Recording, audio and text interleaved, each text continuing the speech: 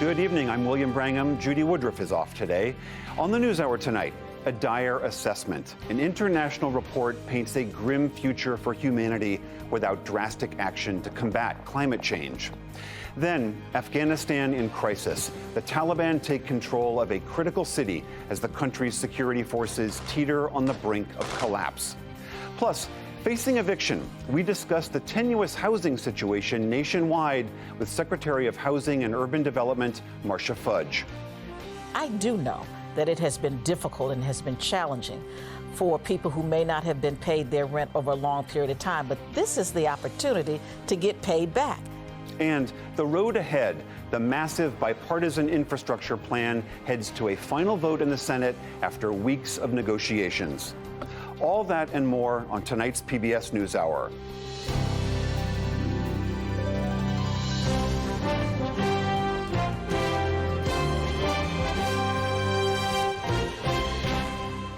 Major funding for the PBS NewsHour has been provided by...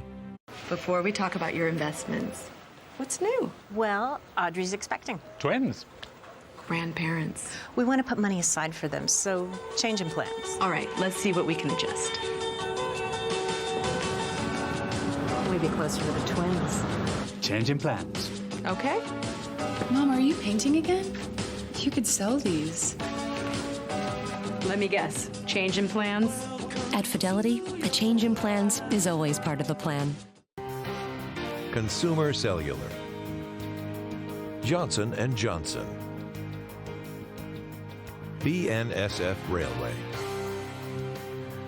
financial services firm Raymond James, the William and Flora Hewlett Foundation, for more than 50 years advancing ideas and supporting institutions to promote a better world at hewlett.org. The Chan Zuckerberg Initiative, working to build a more healthy, just, and inclusive future for everyone at czi.org. And with the ongoing support of these individuals and institutions.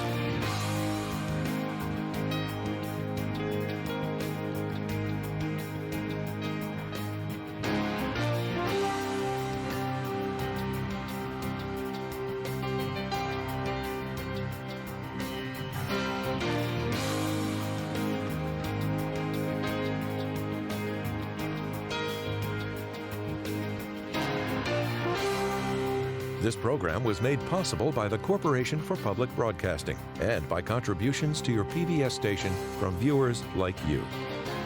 Thank you. A dire warning and a stark reality. Global temperatures will rise. It is unequivocal that human activity is driving this surge. The extremes we're now experiencing, fires, floods, droughts, and storms, will only intensify. That is all part of a landmark report by a team of more than 230 scientists convened by the UN's Intergovernmental Panel on Climate Change. The western U.S. is sifting through the ashes of yet another catastrophic fire season, one that has only just begun. And today, climate scientists at the United Nations made it clear these extreme events are largely our doing. This independent report released by the UN is the starkest warning yet that the planet is warming to a dangerous degree. It affirms that our burning of coal, oil, and gas is accelerating climate change, and that climate change is behind many of these extreme weather events. The authors say these effects are happening far faster than predicted.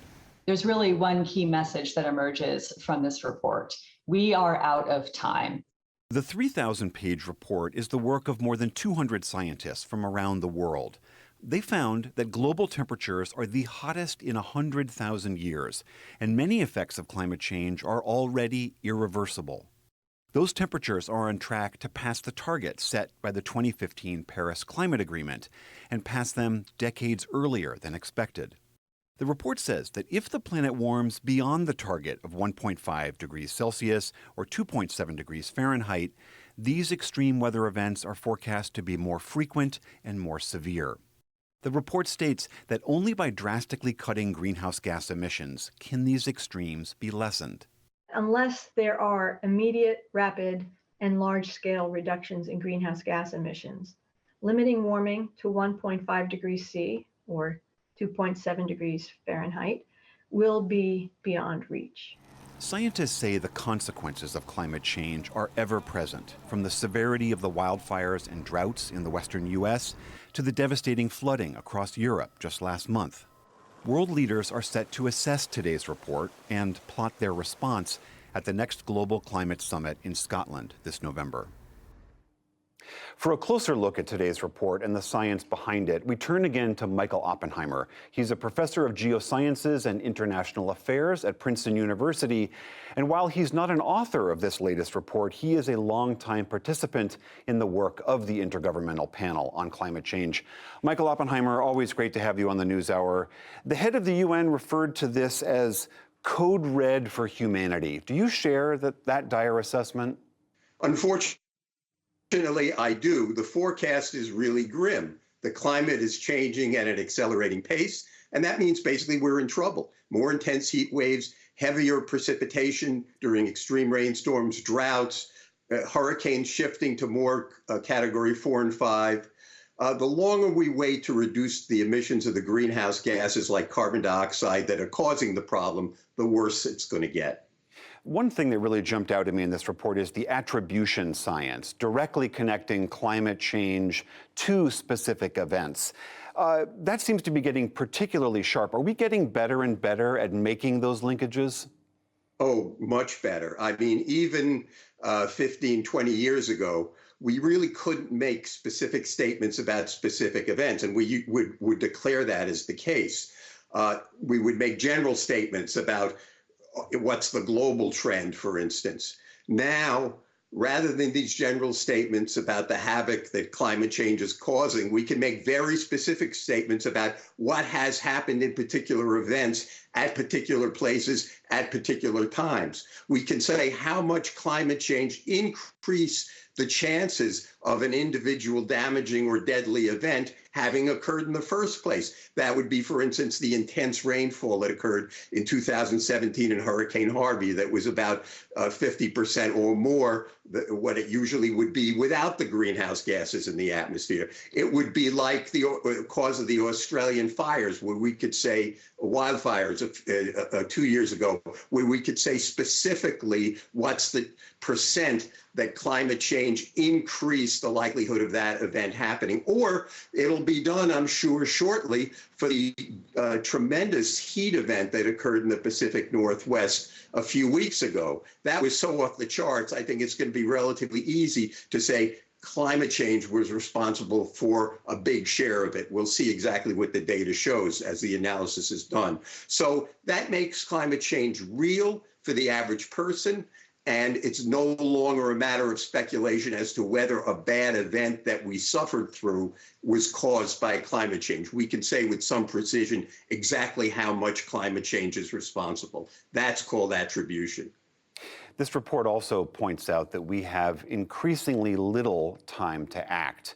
Can you talk a little bit about the urgency that the UN is putting forward here? Is there a window of time for action that is closing? Well, the general message is without large and rapid reductions in emissions of the greenhouse gases, we'll rush into what I call a climate danger zone. That's a warming of greater than about 3 or 4 degrees Fahrenheit, 1.5 to 2 degrees Celsius, that the countries agreed to avoid in the 2015 Paris Agreement. In that zone of danger, impacts continually accelerate, compounding and concatenating beyond society's abilities to successfully adapt. That's why countries said we shouldn't go there.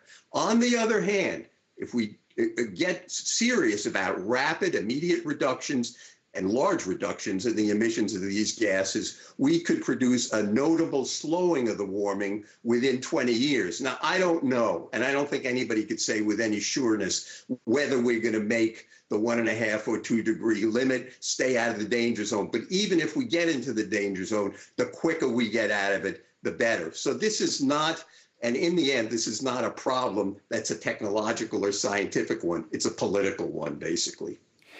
You pointed out that cutting greenhouse gas emissions is the key here. And we have seen a lot of nations make big pledges, less so big action. President Biden, we have seen right now, is had to trim his very ambitious climate goals in the negotiations in the Congress and the Senate.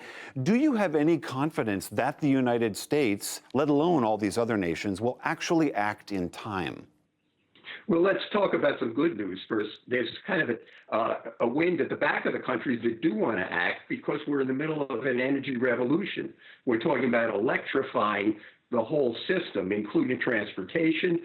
Eventually, that electricity can be produced by carbon-free energy, and that will help get us out of the problem. And all of it looks like it can be done at a reasonable cost because costs of renewable energy are plummeting. Now, as I mentioned a second ago, is the political will really going to be there to do that? It's very complicated. You have to make interest groups in a bunch of countries that are the big emitters happy with a serious program to cut emissions. I'm not a politician. I can't say whether it will be done. I can say that these countries have moved moved heaven and earth before on big problems, usually national security. This is as big as those problems. They've got to do the same thing again. Whether they will or not, well, it's partly up to us to try to put the pressure on our governments to make them do it. All right, Michael Oppenheimer of Princeton University, thanks for joining us on this very sobering day. Always good to see you. Thanks for having me.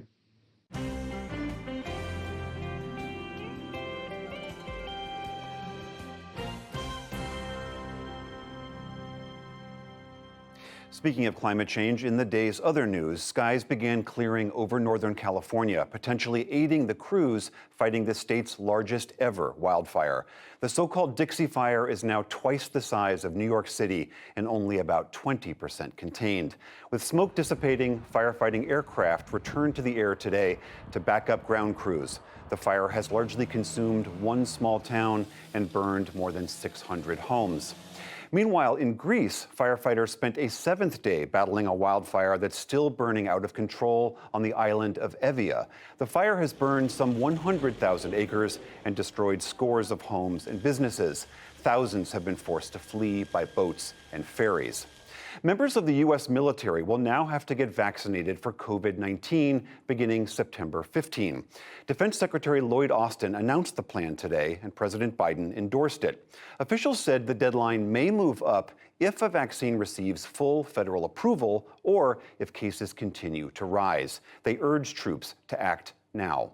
The secretary believes that the men and women of the military, even the ones that have been hesitant, will comply with that should it take that. But what he's asking for in this message to the force today is don't wait. They're safe, they're effective, they work, they make us a more ready force, a more lethal force, and there's no reason to wait for the mandate. Meanwhile, traffic backed up at Canadian border stops as Americans were allowed to drive across for the very first time in more than a year. Only the fully vaccinated are being admitted into Canada. The U.S. is still keeping its restrictions on Canadians. In Afghanistan, the Taliban's rapid assault captured 2 more provincial capitals today. The insurgents have now overrun at least 5 key cities in recent days, out of a total of 34, and fighting continues in the others. All of this comes as the U.S. withdrawal is nearing its end, although American airstrikes continue. We'll look more closely at the situation in Afghanistan and America's longest war later in the program. Officials in Mali report as many as 51 people were killed when Islamist gunmen attacked a series of villages on Sunday. It happened near the border with Niger, where extremists linked to the Islamic State group have been active. The attacks came a week after security forces arrested 2 jihadi leaders. Back in this country, the U.S. Senate is on the brink of passing a $1 trillion infrastructure plan. It has drawn broad bipartisan support, and a final vote could come tomorrow. But a different piece of legislation, a Democratic budget resolution, sparked a new fight today. It totals $3.5 trillion over 10 years for social and environmental spending. We will concentrate on communities that have been too often neglected, including communities of color and Native Americans, by making education, childcare, health care, and housing more affordable. We can give tens of millions of families a leg up.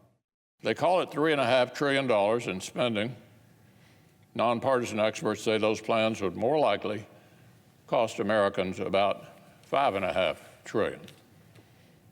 Trillions more borrowing and trillions more spending when inflation is already sticking American families with higher costs. Democrats say their plan would be fully paid for, largely by tax increases on the wealthy and corporations. We'll take a closer look later in the program. State lawmakers in New York said it may be several weeks before they vote on holding an impeachment trial of Governor Andrew Cuomo. A state investigation has found he sexually harassed 11 women. It also said his top aide, Melissa DeRosa, led efforts to attack his accusers. She resigned overnight. And attorney Roberta Kaplan resigned as leader of Time's Up, a group fighting sexual harassment. She had given legal advice to Cuomo's administration on discrediting one of his accusers. A woman who says she was a victim of Jeffrey Epstein's sex trafficking ring is now suing Britain's Prince Andrew. Virginia Giuffre filed the federal lawsuit in New York. She alleges Prince Andrew sexually assaulted her on multiple occasions when she was 17. Andrew has previously denied the allegations. And on Wall Street today, falling oil prices pulled much of the market lower. The Dow Jones Industrial Average lost 106 points to close at 35,101. The Nasdaq rose 24 points. The S&P 500 slipped 4 points. Still to come on the NewsHour, we look at the COVID threat in Missouri and how lawmakers are responding in one hotspot. Secretary of Housing and Urban Development Marcia Fudge discusses the tenuous nationwide housing situation. We reflect on the highs and lows of the Tokyo Olympic Games, plus much more.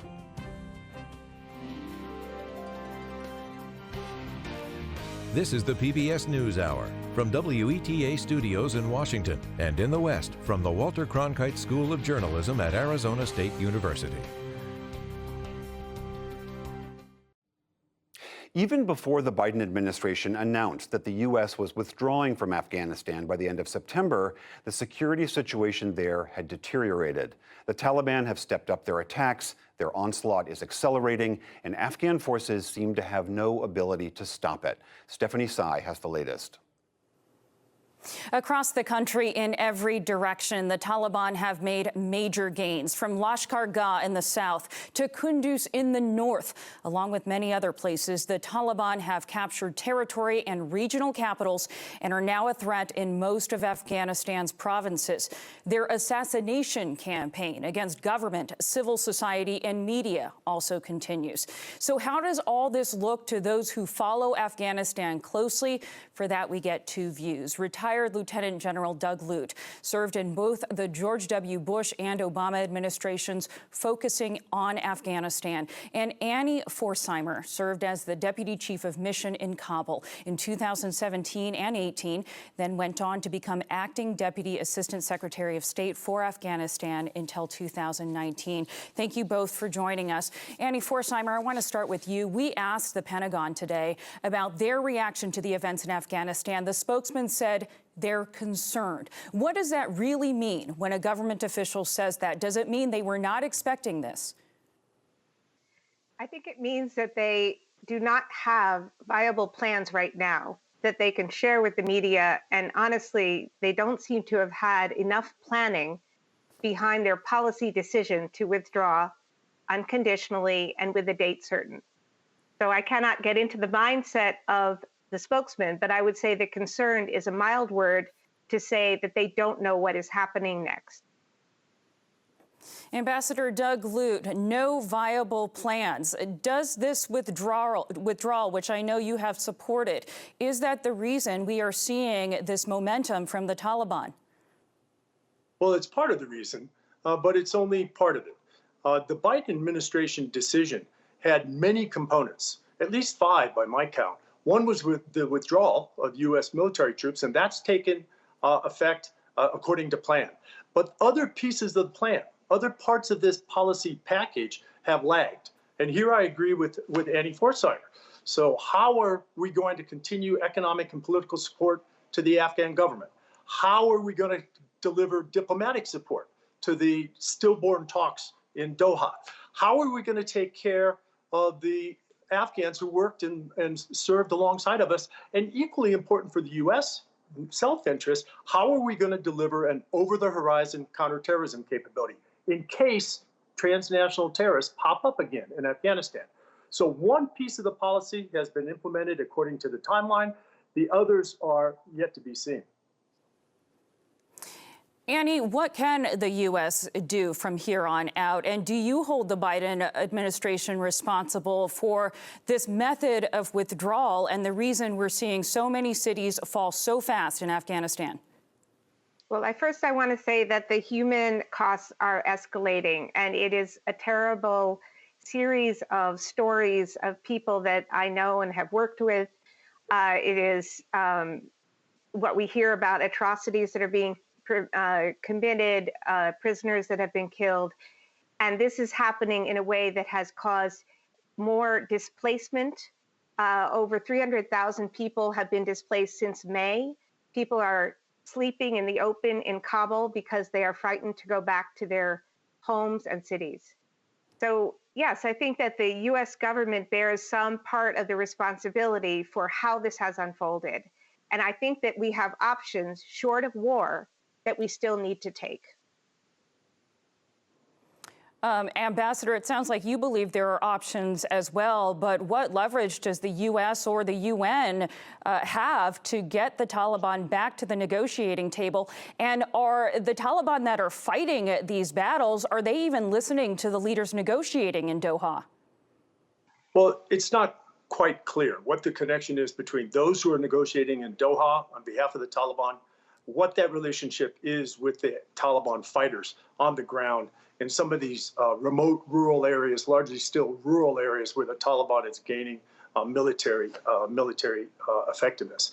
But you know, these are not just rural areas anymore, Ambassador. We're looking at cities, including the city of Kunduz, 375,000 people, a northern city, which the Taliban has held before, but it looks like the security forces are not able to hold territory.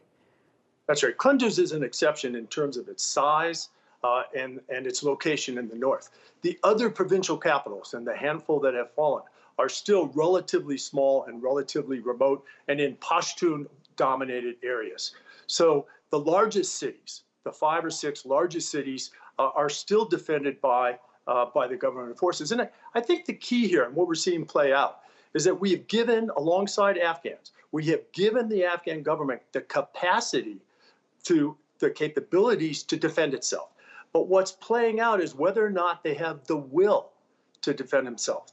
And in military situations, capability and will are both important, but will is dominant. Annie Forsheimer, how do you get the willingness? Go ahead, you can respond to the ambassador there.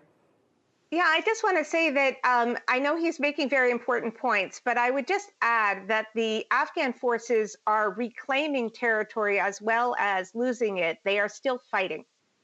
And they have the disadvantage that they can't use the Taliban's tactics. They have to care about international humanitarian law and civilians. And so I know they have the will to do quite a bit. And that's where I think that they need international support, the way that, in fact, the Taliban has international support. I think that we should continue to support our allies in Afghanistan and keep them fighting at the level that they're capable of. You know, but Annie, okay, another issue that forms of support. I'm sorry, the forms of support are really Please, important. Ambassador, go ahead. This fight will not be won by air support, for example. Air support is important, but only on the margins. This is a ground fight, a ground-based fight. And in particular, it's a ground-based fight with the forces intermingled with civilians. So we need much more capacity and much more will demonstrated by the Afghan forces so that we don't see reports of Afghan forces surrendering or abandoning their posts and so forth. So it's both capacity and will. Does the Taliban momentum at this point look reversible, though, to you, Ambassador? And you have a military background without boots on the ground, because, as you say, there is still U.S. air support. It doesn't seem to be making a difference, and it can lead to civilian casualties, as you know, in these urban fighting environments. Right. I don't think the takeover of Afghanistan by the Taliban is inevitable. I think that the Afghan government does have the capacity. It has over 300,000 Army and police on station, on the payroll. The question here is whether they can provide Afghan leadership to those Afghan forces that will then stem the tide on the ground. We should provide, as Annie Pforzheimer says, we should continue to provide tactical air support when we can distinguish between the Taliban and civilians.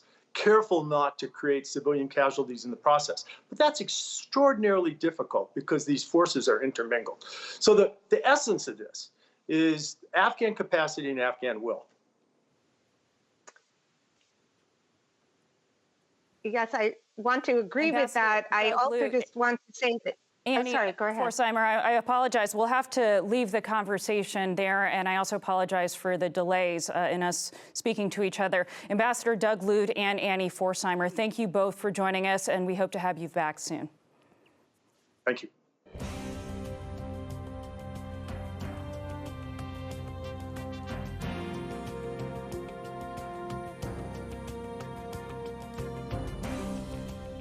Back in this country, the Delta variant continues to surge. For the first time since February, the U.S. is averaging over 100,000 new infections a day. One of the places hit particularly hard is Missouri, where right now only 42% of eligible people are fully vaccinated. In the last 7 days, Missouri has recorded more than 20,000 new cases. I'm joined now by a Republican who has been very public about his vaccination and is urging others to do the same. Representative Billy Long represents Missouri's 7th Congressional District. He's also running for the open Senate seat, being left by Senator Roy Blunt. Congressman Long, great to have you on the NewsHour. Could you just give us a sense of how things are in Missouri right now? How are your hospitals doing? How are cases doing? In Springfield, where I am, the hospitals are having a really, really tough time trying to keep up. They're trying to transfer patients to other locations, even have a little issue with that. I know that one hospital here had 11 folks deceased since Friday evening. And so it's pretty dire situation right now. I will report, I heard you give the statistic there about 42% of Missouri. Springfield has hit up over 50% now, which is a very good trend. I think that a lot of people are reassessing their position on the vaccine and deciding that they see these folks in the hospital and they see the sad stories about people on their last breath saying, I wished I hadn't said I wouldn't take it for a year. I was going to wait a year, and now it's too late. And then that person will decease a day or two later. So I think people are really starting to understand how important it is to do what I did. Is what I tell people. Go to your doctor. As soon as I was eligible for the vaccine, I went to my doctor and I said, hey, you know my medical history. You know everything about me. Am I a good candidate for this vaccine? And should I take it?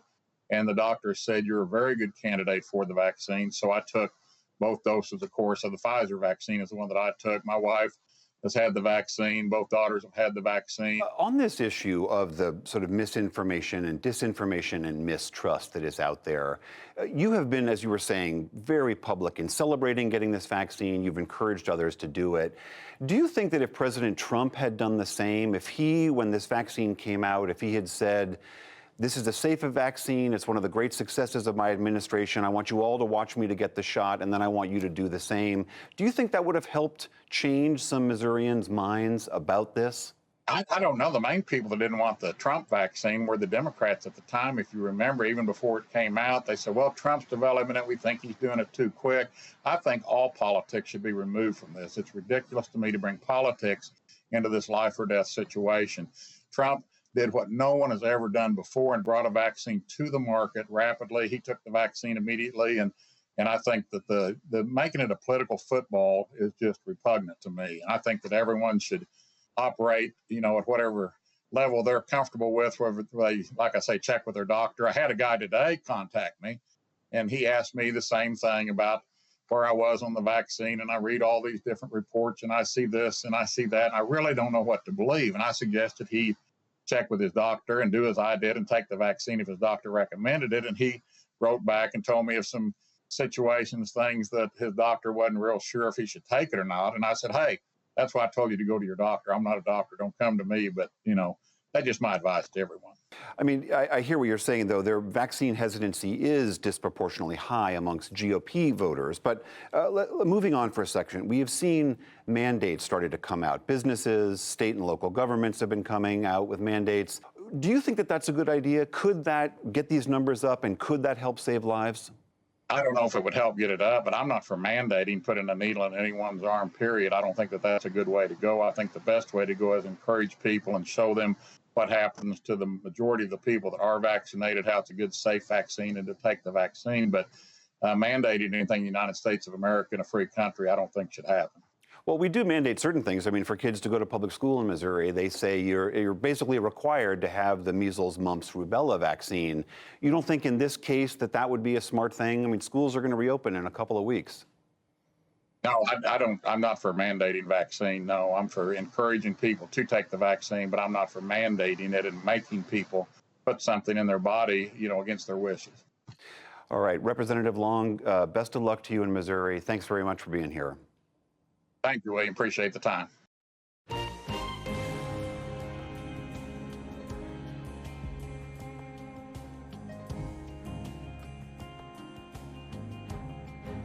Millions of renters and landlords across the country are living in limbo because of a flurry of legal challenges to the Biden administration's new federal ban on evictions. Yamiche Alcindor takes a deeper look at what the administration is doing to address this growing housing insecurity in the country. We examined the administration's plans to address evictions and economic challenges during the pandemic with Secretary of Housing and Urban Development, Marcia Fudge. Thank you so much, Secretary Fudge, for being here. Now, the Biden administration allowed the federal eviction moratorium ban to expire when Congress did not pass anything to extend it.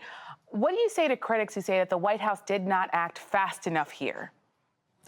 Well, first off, thanks for having me. I would say that the White House acted in a very deliberate way. I think that there were a lot of things that went into making this decision, and certainly one was to determine where we were as it related to the CDC and what was happening with the variant. I think that they did act timely. Certainly, people do believe it should have been earlier, but I think that they acted with the kind of reason and just good consciousness of what was going on in the country. So I think that they did just fine with that. And the new federal ban on eviction moratorium, it's more limited. It also expires on October 3rd. Do you worry at all that this is sort of a cliff that's coming toward renters now that there's this October 3rd deadline? You know, Yamiche, I don't think that I'm as worried as I would have been. I do not believe, actually, that there should be a cliff. If we can get out the $46 billion that is already in the pipeline, I do not believe that we should hit a cliff. There is enough resources right there that we can actually make up all arrearages as well as pay some rent forward. So I don't think there should be a cliff. I think that right now people are getting the resources out the way they should. Everybody is up and running. And I do believe that this additional time is going to make sure that we push it through. So I'm not as worried as I would have been had we not extended it. And you said you're not as worried and that you say that you think the White House acted timely. But of course, there are critics who say that this is a sort of a coming cliff for renters and that the White House in some ways dropped the ball here. What do you make of that? Well, I would say that it's easy for people to throw stones when they don't really have to make decisions. This was a big decision. And so I do think that they did act, at least in the way I think about it, very responsibly. And for those who want to throw stones, I mean, there's nothing that I can do about it except for to say I am very supportive of the decision they made and within the time frame in which they made it. And there are landlord groups now that are challenging this new eviction ban in court. Judge just today said that this new, more limited ban looks almost identical to the one that the CDC passed that was expired. The president has said that he thinks that he's not sure that this new ban will pass constitutional muster. What happens if this new eviction moratorium is struck down in court? At this point, all I can say is that it is really up to the courts. I am not of the opinion that the White House made a decision that they did not believe was legal. And so I believe, as does the president, that this will pass constitutional muster. And if for some reason it does not, then we'll deal with it at that time. But that's a decision for the courts to make and not us. But I think that they did the right thing. We're also hearing from landlords, some of them who say they could be homeless if they don't get rental payments. What's your message to landlords who say they are financially struggling and that they might not be able to pay their bills if they don't get the rent from tenants? I would say to landlords, they should be supporting what we're doing because the money is going to landlords. The money is there to make sure that they are brought up to date, that we assist them in any way we can. So they should be supportive because they're the ones getting the money. So don't take $46 billion out of the queue that you can have to bring you up to speed. I do know that it has been difficult and has been challenging for people who may not have been paid their rent over a long period of time, but this is the opportunity to get paid back. And so I would be hopeful that they would want to keep people in their homes. Black people and people of color have been disproportionately impacted by the pandemic and have faced dire economic struggles. What's your plan to address the widening gap in Black homeownership and generational wealth that has deepened in the pandemic?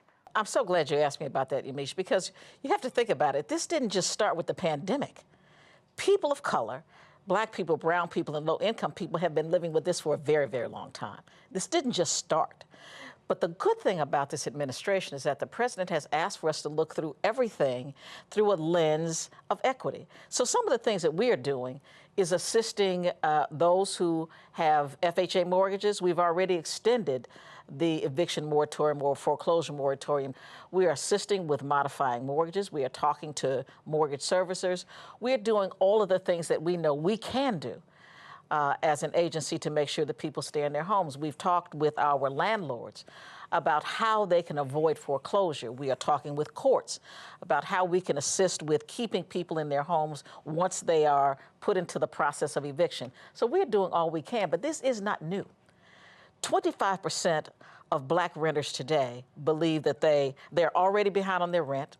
But this is not new. Again, I keep saying it, it is not. It is what we live with every day, Yamiche. We're the people who bear the brunt of this entire crisis. We are the frontline workers. You know, we are the essential workers. We are people who live in dense communities. This is something that is not new. There are also a lot of temporary fixes right now. You look at the eviction moratorium, you look at enhanced unemployment benefits, you look at student loan repayment pauses.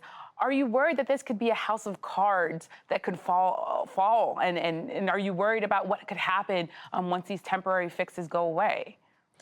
Well, I'm certainly you worry about it, but I am not nearly as concerned as I would be if we were not doing all the things we're doing and the White House was not doing all the things they're doing. I do believe that all of this is going to work out at some point, and I do think it's going to happen soon.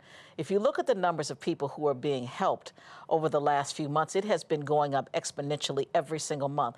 Over 1.5 billion people just in the month of June. July numbers are going to be better. August numbers are going to be better. And we believe that we can avert the crisis that everybody sees as looming if we do the work that we are all doing right now. An important conversation. Thank you so much, Secretary Fudge. Thank you for having me.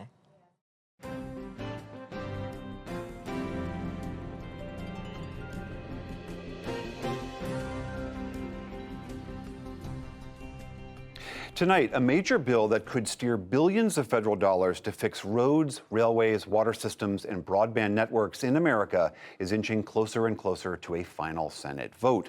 But at the same time, Democrats who control the Senate's agenda are looking at the road ahead, laying the groundwork today for the next major piece of legislation that they want to push through. Lisa Desjardins is with us to get us up to speed. Lisa, as always, so good to see you. Last week, you helped us understand what was in the infrastructure bill. Tell us where that bill is now. Man, talk about hurry up and wait and wait and wait. We expect the final Senate vote sometime in the next 20 hours or so, likely tomorrow morning. It's held up still over because of some objections by Republicans. But I want to remind viewers why this is so important, why we're paying so much attention to it. This infrastructure bill, $1.2 trillion or so, the largest infrastructure bill the country's ever seen. Inside it, the funding for it would be based on a lot of it from unused COVID relief. Now, this would give us substantial investments in roads, bridges, water. However, Some of it would, in fact, add to the deficit. We now know about $256 billion in red ink. And that, William, is one reason why it's taking so long. Republicans, in particular one senator from Tennessee, is holding it up, saying this is just too expensive. So also today, as I mentioned, the Senate Democrats unveiled this much larger $3.5 trillion piece of legislation that they would like to move through using budget rules. Tell us about that. That's right. This is the reconciliation bill that many, many Democrats, including the Democrat who is president in the White House, are most eager to see. Once the infrastructure bill passes, and we do expect it to pass the Senate, then Democrats will tee up this next bill. And today, they told us essentially their rough plans for what will go in it. I want to take a look because this is important. This bill Democrats would use to expand Medicare, adding vision, dental, and expand the age of Medicare. But they haven't said to what age yet. It would have universal pre-K, also offer 2 years of community college for many Americans. This bill also significantly addresses climate, but we don't have the text yet, so we don't know exactly how meaningful it will be. It could be very meaningful. The funding for this bill is based on taxes increases for corporations and the wealthy. So we're going to be paying a lot of attention and talking a lot more about this. Lisa Desjardins, as always, thank you so much. So we dig further into this infrastructure deal and Congress's packed summer agenda with our Politics Monday duo, Amy Walter of the Cook Political Report and Tamara Keith of NPR. Great to see you both in person, in the flesh. Oh, we're getting some kind of an alert on my... I think it's a thunderstorm warning. Thunderstorms, watch out from above. We'll hope the roof holds. Yes. Amy, what do you make of this initial infrastructure bill that is going through? It does seem to be generating a fair amount of bipartisan support. It does. I mean, you know, when you think back to, say, 2017, and this is really, I don't know if irony is the right word, but President Trump could have gotten a similar infrastructure bill had he wanted to do that. You know, we joked a lot about it's infrastructure week, but then President Trump had a bigger package that he would have gotten Republicans on board and many Democrats who would have been happy to vote for more spending here, but for whatever reason didn't want to do the work or whatever else it took to get that through. And so now what you have is a bill that will have President Biden's signature on it instead of President Trump's. But the same elements are there for both. Why you could get people onto a Trump bill and onto a Biden bill, which is everybody loves bringing home the bacon, right? So there's real stuff in there that people love talking about.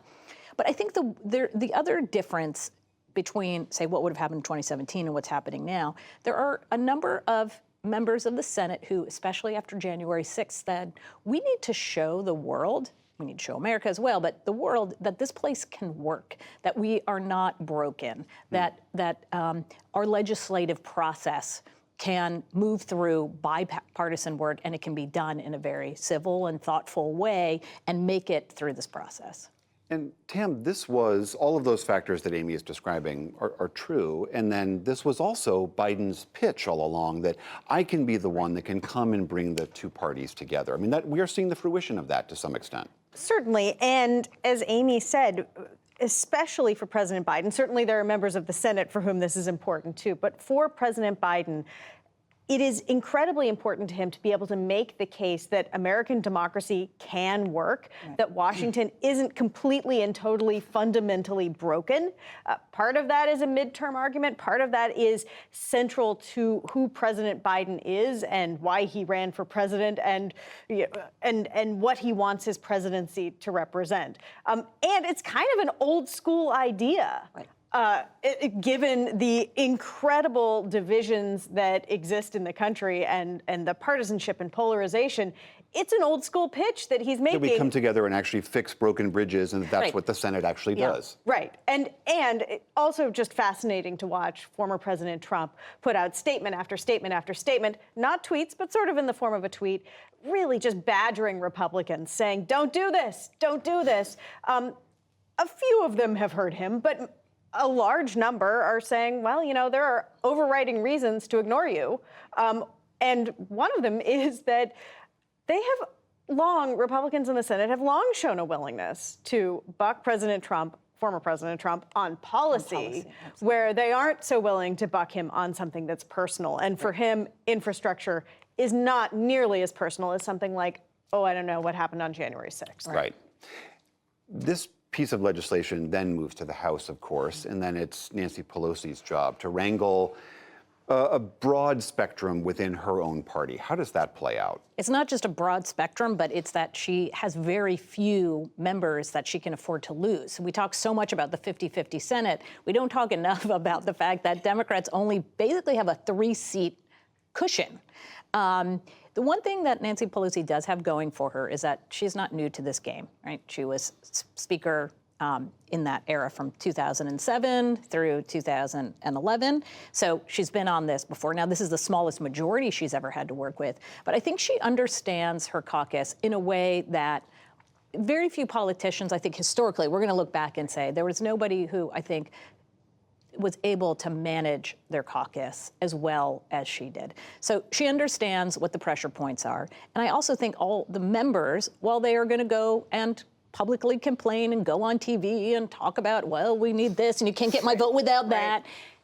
If Joe Biden fails, so do they. Their majority rests on things getting done. And so if he looks like he is not doing the work, if his approval ratings start to slide, it falls on them in the midterm. He's not up until 2024.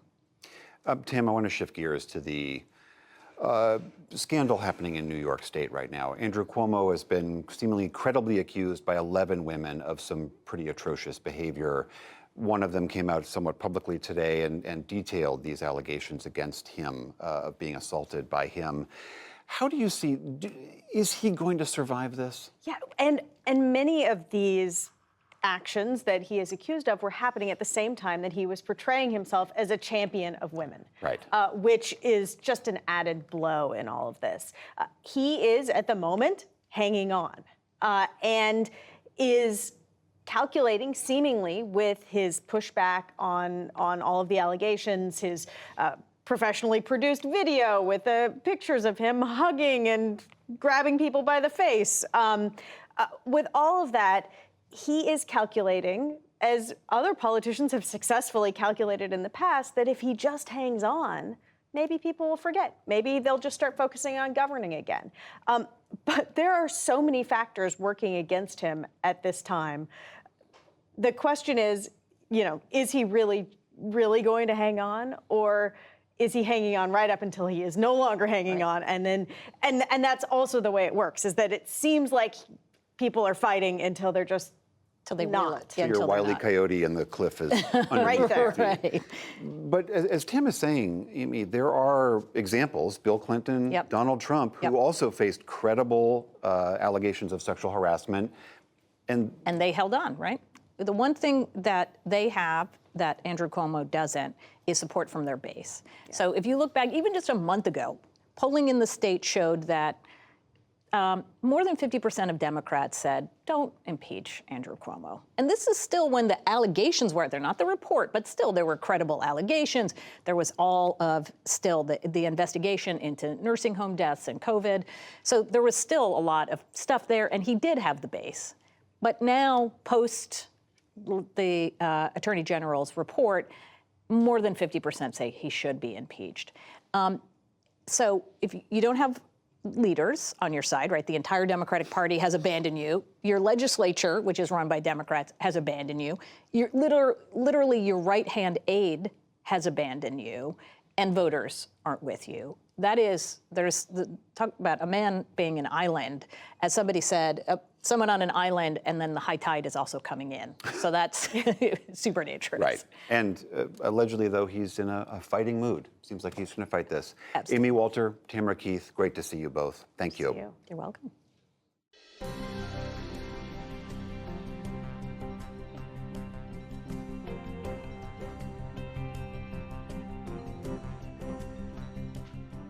The Tokyo Olympics have now come to a close, and Team USA came away with the big winner with a total of 113 medals, 39 of them gold. Earlier today, I spoke with sports columnist Christine Brennan, who joined me from Tokyo to discuss the highlights. Christine Brennan, so good to have you back on the NewsHour. We all watched the closing ceremonies last night, and from here, I think by most measures, this was a very unusual Olympics. You have been there the entire time. What was it like for you being there? It was the strangest one I've covered. And as you know, William, I've covered a lot of them, everyone since LA in '84, and nothing quite like this. Obviously, no crowds, no fans, empty arenas, empty stadiums. You're looking at whether it's beach volleyball or skateboarding or swimming, just sections of arenas, entire sides of arenas, all, of course, empty. And that is jarring. No matter how many times you saw it, it really was strange. And yet these athletes out there doing what they do, the best in the world, and still performing beautifully. So, if anyone could save these games, it was the athletes. And I think in many ways they did. With regards to the U.S. Olympic team, the U.S. really surged at the end and racked up a lot of medals, and particularly the U.S. women did phenomenally well. And you wrote a column recently where you credited a lot of that to Title IX back here in the U.S. Can you explain that? Absolutely. That's the law, William, that Richard Nixon signed almost 50 years ago, June of 1972, basically mandating that women and girls would have the same opportunities as boys and men to play sports in high schools and colleges. And it opened the floodgates for those girls and women to be able to play like their brothers in sports the way that the boys had done for generations. And the evidence is clear. For the fourth consecutive Summer Olympic Games, women in the United States won more medals than men.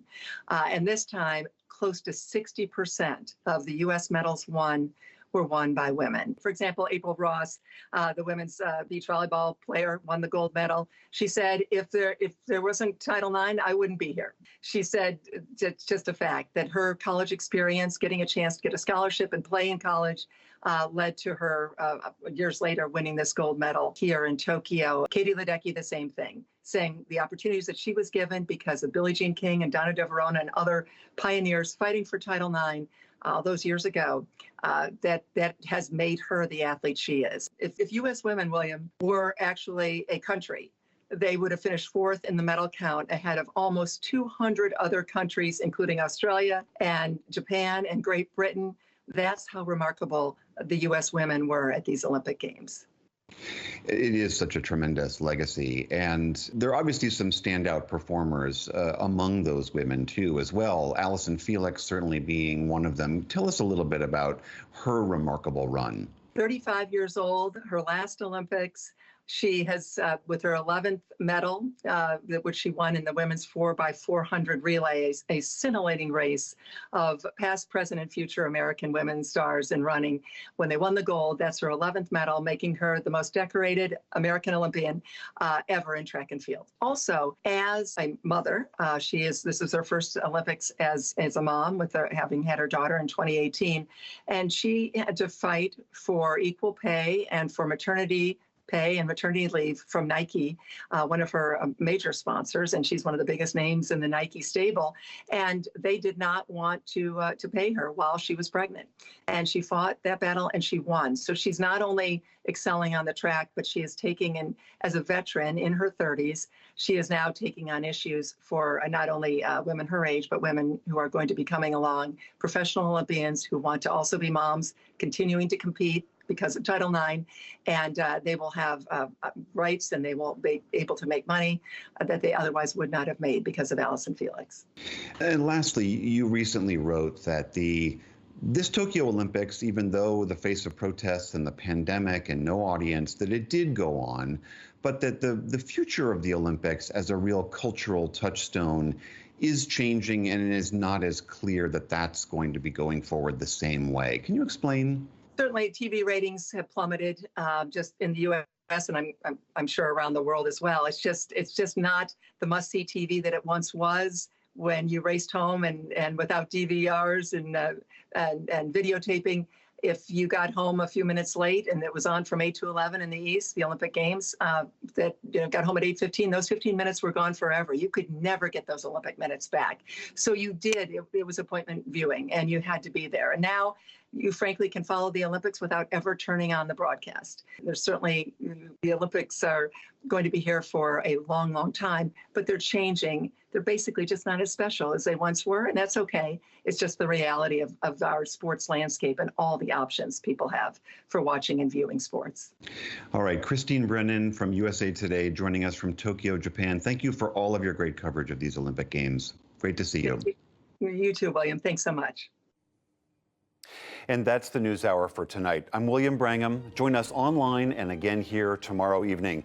For all of us at the PBS NewsHour, thank you. Please stay safe. We'll see you soon. Major funding for the PBS NewsHour has been provided by Pediatric Surgeon, Volunteer, Topiary Artist, a Raymond James Financial Advisor, tailors advice to help you live your life. Life well planned. Consumer Cellular, Johnson & Johnson, BNSF Railway, the Kendeda Fund, committed to advancing restorative justice and meaningful work through investments in transformative leaders and ideas. More at kendedafund.org.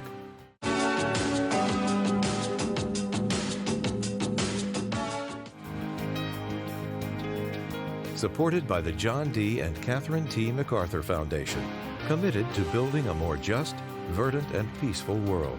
More information at macfound.org. And with the ongoing support of these institutions.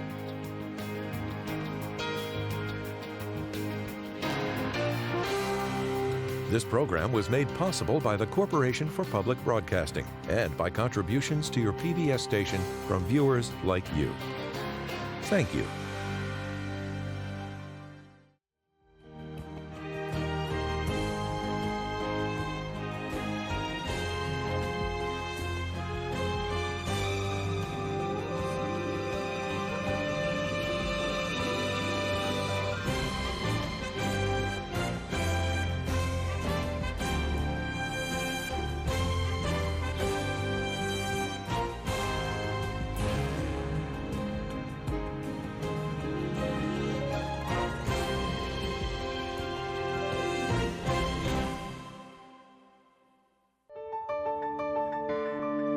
You're watching PBS.